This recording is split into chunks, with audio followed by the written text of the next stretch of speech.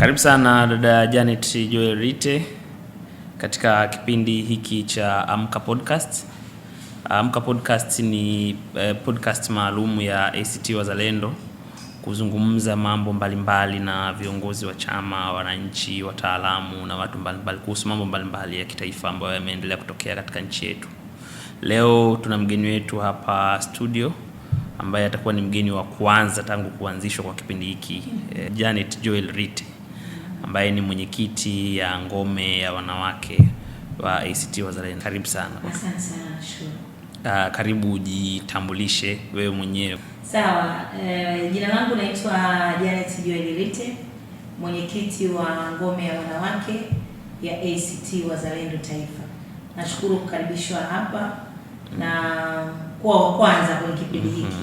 Kweli nimefurahi sana. Asante. Sasa leo tutakuwa na mazungumzo na wewe kuhusu masuala kadhaa yanayohusu ngome ya wanawake ambayo wewe ndio mwenyekiti wake, lakini vile vile kuangazia masuala mbalimbali ya maamuzi yenu kama chama kushiriki katika uchaguzi, madhila, mafanikio, changamoto ambazo mmekutana nazo kwenye uchaguzi huu wa uchaguzi mkuu wa Oktoba 2025, lakini vile vile na mapendekezo mbalimbali ya hatua zilizochukuliwa, jitihada mbalimbali ambazo zimechukuliwa na watu mbalimbali, na nyinyi maoni yenu kama ngome ya wanawake yanasemaje kwenye mambo haya.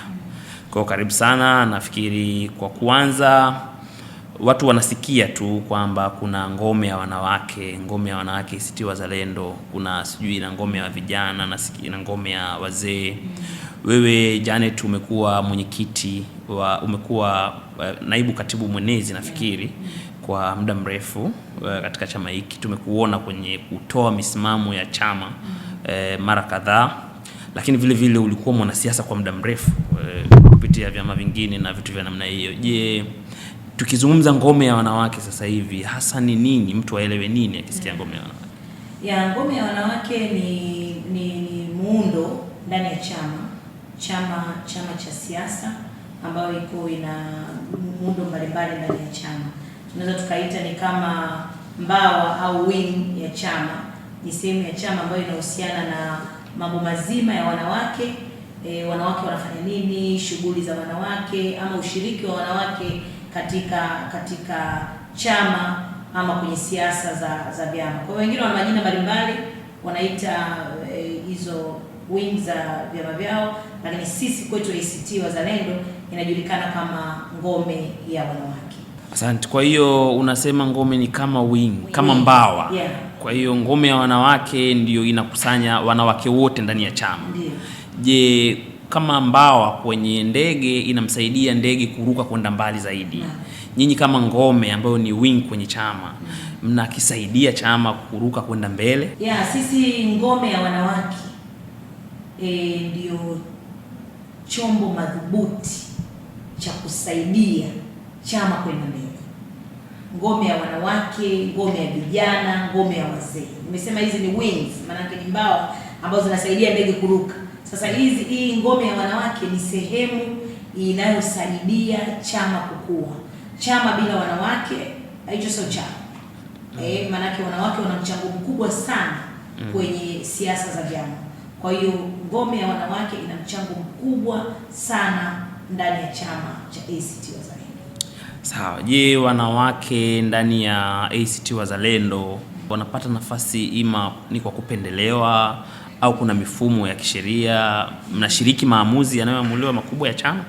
Kwanza sisi ngome ya wanawake ama wanawake ndani ya chama cha ACT Wazalendo tunapata nafasi kubwa sana ya kushiriki. Sisi ni wapishi ndani ya ACT Wazalendo. Sisi sio ndugu watazamaji ama wasikilizaji. Ndio maana utaangalia kwenye chama chetu cha ACT Wazalendo, kiongozi wa chama hivi sasa ni mwanamke. Achana na hii wing ya chama na kuonyesha namna kwa upana ambavyo wanawake wanashiriki kwa nafasi kubwa sana ndani ya chama. Lakini pia ACT Wazalendo tumewahi kusimamisha mgombea mwanamke kugombea nafasi ya rais kwenye nchi hii, wakati chama chetu kikiwa na umri wa mwaka mmoja tu na nusu. utaona namna ambavyo wanawake wanashiriki kwa nafasi kubwa sana ndani ya ACT Wazalendo. Na hapo nyuma liliundwa baraza kivuli la mawaziri. Ukiangalia baraza kivuli la mawaziri lenye mawaziri 51, mawaziri karibu 30 ni wanawake. Kwa hiyo sisi wanawake haswa wa ACT Wazalendo tuna nafasi kubwa sana ndani ya chama kwa kufanya maamuzi na kuhakikisha chama kinakuwa imara kama hapa hivi kilivyo. Kwa hivyo unataka kutuambia chama chenu kinaweza kufikia ile 50 kwa 50, na kama ndivyo kinafikiaje? Mna miongozo maalum imetamkwa kwenye katiba au ni sera au ni nini? Ukiangalia muundo ndani ya chama kwa mujibu wa katiba, ziko nafasi ambazo zinasema hizi ni za wanawake na lazima zishikwe na wanawake.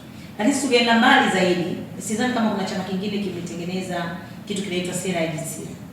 Sisi na sera maalum, sera ya jinsia ambayo inafanya kazi vizuri kabisa.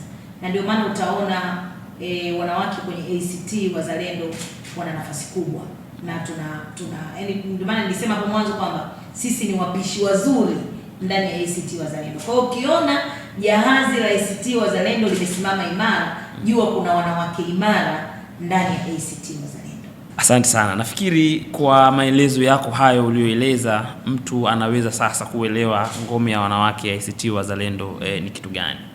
Sasa tuondoke kidogo eneo hilo na kudandia kwenye eneo jingine ambalo kuhusu ushiriki wa wanawake katika siasa za Tanzania. Kwa miaka mingi wanawake wamerudishwa nyuma katika ushiriki wa kisiasa kulingana na sababu mbalimbali. Zipo sababu za mila, sababu za dini, lakini na mazoea pia. Kuna watu mazoea tu yanamfanya aone mwanamke hawezi kuwa kiongozi. Je, wewe kama kiongozi mwanamke na umekuwa mgombea kwenye uchaguzi huu na chaguzi nyingine, unafikiri ni changamoto gani kubwa ambazo mmekutana nazo katika uchaguzi huu, lakini mnakutana nazo katika kufanya siasa kama wanawake? Kwanza niseme tulikuwa tumepiga hatua kubwa sana kwa sisi ACT. Nimekuonyesha ni mfano wa wanawake mkiwa nafasi nyingi za kiuongozi na kushiriki kwenye nafasi kubwa sana za kiongozi.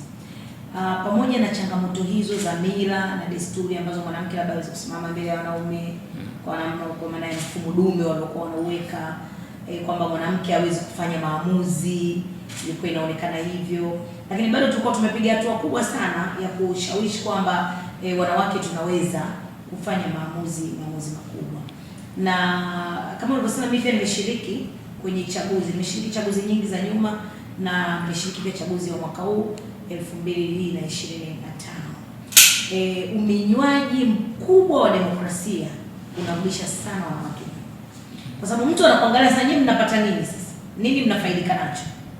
Ni kweli wanawake mnapata nafasi za kiuongozi kwa kupitia demokrasia ndani ya vyama vyetu na nje ya vyama, kwa maana ya kupata nafasi za kuingia kwenye vyombo vya maamuzi. Mtu akiona anaona kwamba labda wanawake watakapopata nafasi labda ni wachache wa ndani ya chama dola, wanaolindwa na dola ndio wanaweza wakapata nafasi. Wanawake wengine wote huko mnaonekana kama mnatwanga maji kwenye kilo. Kwa hiyo kuna uminywaji wa demokrasia umerudisha wanawake nyuma kwa kiwango kikubwa sana, lakini sisi kwa sehemu ya chama tumekuwa tukiongoza kwa mapambano na kuonekana kabisa kwamba wanawake tunafanya vitu vizuri ndani sasa. Wanawake wengi wanaonekana kujisogeza zaidi kwa chama tawala, Chama cha Mapinduzi. Unafikiri ni uminywaji wa demokrasia au nafasi wanazopata wakiwa kwenye chama hicho? Unafikiri kinachofanya waende wengi kule ni nini na wasije wengi kwenye siasa za upinzani ambazo mnaziita za mapambano ni nini hasa? Kwanza manyanyaso. Yaani kwenye upinzani iwe mwanamke, uwe mwanaume, hauna nafasi ya kufanya vizuri kwa sababu ya uminywaji mkubwa wa demokrasia. Wanakimbilia kwenye Chama cha Mapinduzi kwa sababu kule hakuna chama, kuna dola inayobeba watu wa kikundi fulani. Yaani kikundi kinabebwa na dola, kwa hiyo rahisi kuingia kwenye maana ingekuwa ni uchaguzi unakuwa huru na haki na wa kuaminiwa, wanaume wengi ambao tumegombea nao kwenye majimbo wangedondoka kirahisi. Na sisi wanawake wa ACT tumegombea wanawake wengi. Bado tunaendelea na kutengeneza ripoti, tutakuja nayo kutoka hadharani kuona kwamba wanawake wangapi wameshiriki kugombea, lakini na majimbo ambayo wanawake wa ACT wamegombea yamekuwa ni majimbo ambayo yana nguvu sana upande wa wanawake. Kwa hiyo wanakimbilia CCM kwa sababu kule kile chama na washiriki kama chama dola inashiriki kukiweka Chama cha Mapinduzi madarakani. Kwa hiyo wanawake wengi wanapenda vitu rahisi nadhani. Kwa hiyo wanaona kule watapata urahisi wa kuingia kwenye hizo nafasi, sio kimapambano. Lakini sisi tulio kwenye vyama vya upinzani tupo kimapambano na kusimamia haki na wajibu na demokrasia. Ndio kidogo inakuwa lipo swala ambalo limeumiza watu wengi sana kufikiri kwamba kama wanawake mnaweza kutoka leo na kuzungumza kwamba uminywaji wa demokrasia umekuwa mkubwa namna hiyo. Tumeshuhudia nchi yetu imepata kuongozwa mihimili miwili, imeongozwa na wanawake. Iliongozwa chombo cha wawakilishi wa wananchi bunge la Jamhuri ya Muungano wa Tanzania liliongozwa na spika wa kike Tulia Ackson akiwa spika wa bunge hilo, lakini vile rais wa Jamhuri ya Muungano wa Tanzania kwa mara ya kwanza nchi hii kupata rais mwanamke. Na ilitarajiwa kutegemewa na watu wengi kwamba pengine hii ingekuwa ni nafasi zaidi kwa wanawake kushiriki siasa, kuonekana kwenye maeneo ya utawala, ingevunja mwiko wa kile kinachoonekana kwamba wanawake hawawezi au wakifanya. Hii ya kuona kwamba pamoja na hii imetokea, nyinyi mnaitazamaje hii nafasi ya kuwa na viongozi wa mihimili mikubwa wanawake, lakini bado mnaendelea kuzungumza hivi? Kwanza, katika kipindi ambacho tumekuwa na bunge la hovyo, ndio kipindi hiki la hovyo kwelikweli, na hili ni la hovyo kwa sababu ya huo uminywaji wa demokrasia. Yaani badala ya wewe kuongoza, unaongozwa. Nimekwambia tunasema Tanzania tuna vyama 19 vyenye usajili wa kudumu, si ndio? Ndio. Mimi nadhani viko 18. Ya 19 ni dola. Sio chama. Ndio. Manake dola ndio imekaa pale na monitor, wewe ongoza hivi, wewe fanya hivi.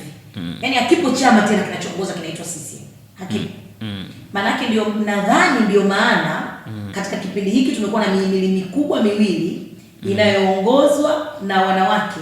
Lakini ndio kipindi ambacho tumekuwa na uongozi unaominywa demokrasia kwa kiwango kikubwa, na sisi tulitarajia kwamba kwa sababu tuna rais mwanamke na tuna spika mwanamke, uongozi ungekuwa imara, kwa sababu wala usingekuwa uminywaji wa demokrasia usingekuwepo. Kwa sababu sisi tunaamini kwamba mwanamke anabeba mimba, mwanamke anazaa, mwanamke anahudumia familia, mwanamke ndio mjenzi, mwanamke ndio ambaye anatengeneza misingi kifamilia. Maana yake hata unapoongoza taasisi, tunaamini taasisi itakuwa imara kwa sababu inaongozwa na mwanamke. Kwa hiyo tuseme tu kwamba hatuna Chama cha Mapinduzi, tuna dola inayoongoza kisehemu cha bunge na kisehemu hiyo taasisi nyingine. Kwa hiyo haijawasaidia chochote kama wanawake kuonesha kwamba mna nafasi fulani, kama mkipata nafasi inaweza kubadilisha mambo. Hii nayo mnaitazama. Yani tusizungumzie mwanamke, tuzungumzie nafasi. Yaani nashindwa sana kuzungumzia mwanamke ameongoza. Ile dola inayoongoza wale wanawake, hiyo ndio changamoto. Lakini wangeachwa waongoze kama chama. Yaani CCM chama kilichopata nafasi, alafu wale wanawake waongoze wao kama chama, mimi naamini ya malalamiko yasingekuwa. Isipokuwa CCM imesarenda madaraka yake kwenye dola. Ndio changamoto tukutana. Leo hii ya kulaumiwa au ukosoaji mkubwa unaofanywa kwa Rais Samia, ambao kuna watu wanasema pengine anakosolewa hivyo kwa sababu ni mwanamke au kwa sababu ya dini au kwa sababu ya eneo analotoka. Hii wewe unadhani hiyo ina uhalisia wa namna gani? Haina uhalisia wa aina yoyote. Yaani wale au rais akosolewi kwa sababu mwanamke, wala akosolewi kwa sababu ana dini fulani. Anakosolewa kutokana na taasisi anayoiongoza, majukumu. Yale majukumu ameyaweza, yale majukumu yanafanyika vile ipasavyo. Kwa hiyo inakosolewa taasisi. Unaposema kwamba anakosolewa mwanamke, watu wanakosea sana. Wanakosea. Kile ulichokibeba ndio ambacho kinakosolewa. Leo hatuna maji kwa sababu ya uongozi mbovu wa Chama cha Mapinduzi. ambao nimesema hicho chama ni kama hakipo, yani inaongoza sasa dola, kwa sababu utaona leo waziri anakimbia, mkuu wa mkoa anakimbia, tunaenda kuangalia vyanzo vya maji. Bwana hatujui kama vipo, lakini vimekosa wataalamu wa kutengeneza miundombinu ya maji ikawepo, hapo tutatumia mwaka mzima kwa ina mvua, kwa hamna mvua, lakini maji yanapaswa kuwepo. Kwa hiyo sasa hivi tunaongozwa na dola, hatuongozwi na chama ambacho kimechukua mamlaka. Kwa hiyo wanaomkosoa, hakuna anayemkosoa mwanamke. Wapo watu wanakosoa ile taasisi unayoiongoza. Janet, wewe umeshiriki kwenye uchaguzi. Chama chako kimeshiriki uchaguzi. Yeah. Unafikiri licha ya changamoto nyingi ambazo zimelalamikiwa, mifumo mibovu ya uchaguzi, madhila ambayo yamewahi kutokea hapo nyuma, unafikiri maamuzi ya kushiriki uchaguzi yalikuwa ni maamuzi sahihi? Yeah. Sisi ngome ya wanawake tunashiriki maamuzi kuanzia secretariat, kamati kuu, halmashauri kuu. Na mimi ni sehemu ya maamuzi. Kwa hiyo maamuzi tulioamua yalikuwa ni sahihi kabisa. Kwa sababu huu mfumo ulivyo wa ukandamizwaji na uminywaji wa demokrasia, sisi tuliamua kutumia njia hii ya kimapambano, ambayo na wengine walitumia njia nyingine ya kimapambano. Njia zote ni sahihi. Ni namna tu ambavyo kila mmoja anaamua atumie njia ipi kwenye mapambano haya. Wote tunataka kwenda kulima shamba. Mwingine analima kwa trekta ili akapande apate mazao. Mwingine atalima kwa jembe la mkono ili akapate mazao. Mwingine atalima na pawatila ili akapate mazao. Ni njia ya kimapambano. Kwa sisi tuliamua kushiriki tukipambana na kupambana tukishiriki. Tuliingia tukijua kabisa mazingira hayako sawa. Kimetengenezwa kitu kinaitwa tume huru. Lakini sio kwamba ni tume huru, yani ilibatizwa. Tume ilikuwa ni ile tu ikaingia tu kwenye ubatizo. Mimi naitwa Janet, sasa nataka jina langu lithibitike Kikristo, naingia kwenye maji na zama na ibuka, nimebatizwa. Yani tulibatiza. Lakini Janet bado ni yule? Ni yule. Na macho na masikio na pua na ni mwanamke kwa jinsia, unaona. Kwa hiyo manake tulibatiza, ile tume ilibatizwa. Tulijua tunaingia kwenye mazingira yakiwa magumu, na ndio maana tulikuja na msemo tukasema tunashiriki tukipambana. Manake tunaingia kwenye mapambano na tunapambana tukishiriki. Kwa hiyo tuko sawa. Tulikuwa sahihi kabisa. Kwa hiyo mmeshiriki kwenye uchaguzi ambao umeweka rekodi ya kuwa moja ya chaguzi mbaya zaidi tangu kushiriki ya mfumo wa vyama vingi hapa nchini. Sasa katika uchaguzi huu yapo mambo mbalimbali ambayo yamekuwa yakijitokeza kuonesha kuna madhila makubwa watu wamekutana nayo. Madhila ya kiuchaguzi. Wewe kama ngome ya wanawake umesema hapa mnaendelea kuandaa ripoti kamili ambayo bado hamjaitoa kwa umma. Je, wewe unadhani ni mambo gani makubwa ambayo mmeyarekodi kuonesha madhila yaliyowakuta hasa wanawake katika uchaguzi ambao kwa namna moja ama nyingine yanarudisha nyuma hatua za wale ambao wanajitokeza katika uchaguzi? Tunayo mambo kadha ambayo kwa ujumla naweza nikasema kwa ujumla ambayo tumeyarekodi. Tumekuwa na mifumo mibaya sana uchaguzi. Tumekuwa na uchaguzi mbaya sana, na tusingeshiriki uchaguzi hii sinema tusingeijua. Yani hao wametengeneza sinema ambayo ukiwa nje ya hii sinema huwezi kujua. Kwa tulivyoingia tumegundua aina ya sinema iliyotengenezwa. Kwanza kuna wanawake ambao wameumizwa kutokana na wanamke wao. Mwingine anakuambia huyu huku alishaolewa, huku sio kwao, alishaolewa. Kwa hiyo hafai au hastahili kushiriki hapa. Mwingine anakuambia huyu ni mwanamke amezaa huko, hapa kwenu akija anakuja kupata tu ubunge na kuondoka, mtamuona tena, atachukua. Ni ukandamizwaji na unyonyosaji ambao umefanywa kwenye majukwaa ya kisiasa. Na watu ambao wanagombea na wanawake. Lakini kuna maeneo mengine unakuta mwanamke anagombea na amepambana kwenye ujenzi wa chama, kutengeneza muundo wa chama na nini, na amekuwa vizuri sana kwenye hilo jimbo, anazuiliwa kuweka mawakala jimbo zima. Uminywaji huo wa demokrasia. Lakini kuna sehemu nyingine tuna diwani wetu ameshinda kabisa kwenye kata, mawakala wake wamepata changamoto, ikabidi awafate kwenda polisi. Kufika polisi, alichokutana nacho ni manyanyaso, kukamatwa, kuwekwa ndani, kupigwa, kushambuliwa, na mwisho wa siku amepoteza maisha. Kwa hiyo hayo ni mambo ambayo tumeweza kuyarekodi. Amekufa mikononi mwa polisi.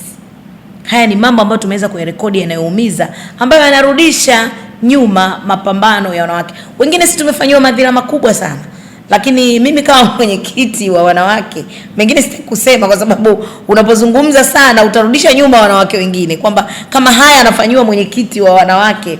Wakati ule uchaguzi mimi sikuweza kuyatoa hadharani mengi. Mengine nitoa baadhi, mengine niliacha. Kwa sababu utarudisha wanawake wengine nyuma, wataogopa. Na mimi naamini bado tuna nafasi ya kuendelea kupambana. Hakuna kukata tamaa. Kwa hiyo bado kuna unyanyasaji mkubwa sana. Mbali na ile kusema sijui kuna mfumo dume, sijui wanaume sio wanaonesha wanakata kusema mbele za watu, sijui kuna mtu atasema wewe ulifumaniwa sio nini, kuna yale maneno tu yalikuwa yanatolewa umechukua. Lakini kilichofikia sasa hivi ni kibaya zaidi, mpaka watu kupoteza maisha. Ni jambo baya sana. Sasa kumekuwa na matokeo ya namna hiyo, kama inawezekana katika uchaguzi mgombea ambaye anakwenda kutafuta haki katika sehemu za kutoa haki kama jeshi la polisi, sehemu za uchunguzi, kufuatilia masuala, anaweza kufa mikononi mwa polisi. Ninyi kama ngome ya wanawake mlichukua hatua gani kwa mambo kama haya? Ni bado tulikuwa tunaendelea na makesi, tumefungua makesi maeneo mbalimbali kwa hizo changamoto, lakini nachoweza kusema haya mambo yanatakiwa kufika mwisho. Haya mambo ya unyanyasaji wa kijinsia, wanawake wanaumizwa, wanakufa, lazima yafiki mwisho. Yasipofika mwisho yatazalisha kitu kibaya sana. Sababu itafika mahali kuna watu watashindwa kuvumilia, watatafuta njia mbadala ya kujitetea, ambayo itakuwa ni mbaya sana kwenye taifa letu. Kwa hiyo kimsingi ni kwamba lazima sijui hicho chama kama kipo ama dola hiyo ipo, lazima ijue kwamba tumefikishwa mahali pabaya. Hakuna tena amani au ya kuamini. Hata polisi ukiwaona uwezi kuamini tena. Ni jambo baya, sio jambo zuri. Kwa hiyo tumefika mahali pagumu na pabaya sana. Kwa hiyo haya mambo yanapaswa kuachwa mara moja. Yasipoachwa, watu wakaamua wao wanavunja sheria. Maana sisi tunafuata sheria zote tunafuata sheria zilizowekwa zote, lakini wao waliotengeneza hizo sheria wanavunja sheria, ama wasimamizi wa sheria wanavunja sheria. Kwa hiyo na wewe ukianza kukataa kuonewa, hali itakuwa mbaya sana, mbaya sana.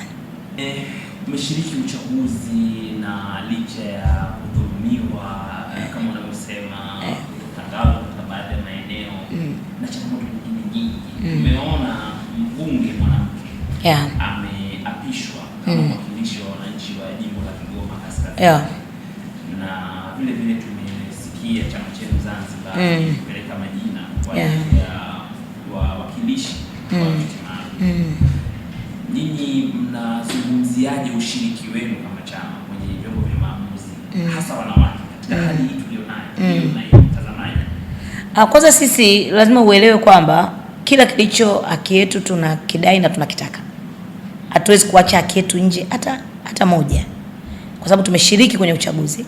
Kilicho chetu tunakichukua. Unajua hata Mwalimu Nyerere aliwahi kusema mtu unamdai shilingi 1000 akakupa 300, so unaichukua 300 afu unaendelea kudai 700. Ndio maana ya kushiriki. Tunapambana tukishiriki, tunashiriki tukipambana. Kwa hiyo ushiriki wetu, wapo wawakilishi ambao wawakilishi wa wanawake ambao wanaweza kaonekana ni wachache kwa namna ambavyo tulitarajia, lakini kwa namna ambavyo tulikuwa tumejipanga, safari tulikuwa tunakwenda kuwa wengi zaidi kuliko hicho ambacho kimetokea. Kwa hiyo kilichokopo tunaendelea kudai na tunaendelea kuonyesha kwamba haki yetu lazima tuwe nayo. Hapo kwenye kudai haki, umesema kwamba mnadai kila haki yetu. Na kweli tumewaona mpo mahakamani kudai viti maalum. Katika nyakati tulizonazo, unafikiri kudai mahakamani swala la viti maalum ni sawa sawa? Na nadhani mimi kwa taarifa kama ninavyoeleza, mlikuwa na haki, mlistahili kupata hiyo viti maalum. Ndio maana ninasema hivi, sisi tumeshiriki uchaguzi. Kuna wabunge tumeshinda na tulitarajia kushinda zaidi, na haki yetu tunayo, na sisi tumekwenda mahakamani ili kuwakumbusha watawala nchi yetu inaongozwa kwa mujibu wa sheria na katiba. Kwa sababu tukiacha hivi, wakati mwingine tunaweza tukashinda ushindi mkubwa zaidi na ukaporwa, na hakuna mtu yote atakayejali, kwa sababu hata hichi kidogo tulinyang'anywa tukanyamaza. Kwa sababu sheria inataka nini? Sasa lazima tuendelee kuwakumbusha kwamba nchi yetu inaongozwa, hii kesi kwa mahakamani sitaki kusema sana, lakini nchi yetu inaongozwa kwa mujibu wa sheria. Kwa hiyo tumekwenda mahakamani tukapate tafsiri ya kisheria kwamba hivi vitu vinapatikana. In fact sio viti maalum tu, hizi kura tunazozipata zinaleta pia ruzuku kwenye chama, na sisi ngome ya wanawake tumesema ni ya kusaidia chama kukua. Sasa chama hakiwezi kukua bila uendeshwaji wa kifedha kwenye chama, maanake na hicho pia ni sehemu ya madai yetu.